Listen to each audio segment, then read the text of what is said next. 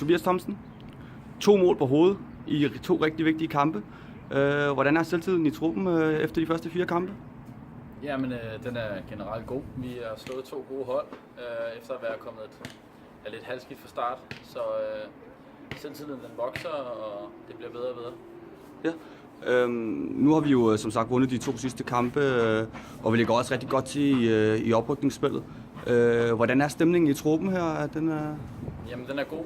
Folk tror på tingene, og det kvæger vores rigtig gode kampe her, hvor vi har spillet godt og kæmpet for hinanden og løbet de der ekstra meter, som man kalder dem.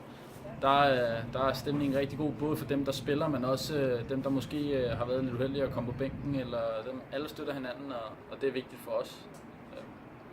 Ja.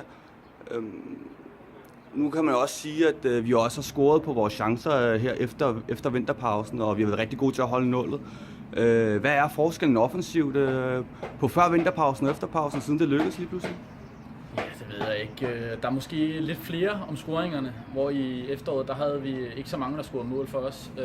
Nu har vi fået Linus tilbage, som også er en ekstra trussel i angrebet, og det har også gjort, at der er lidt mere plads til os andre.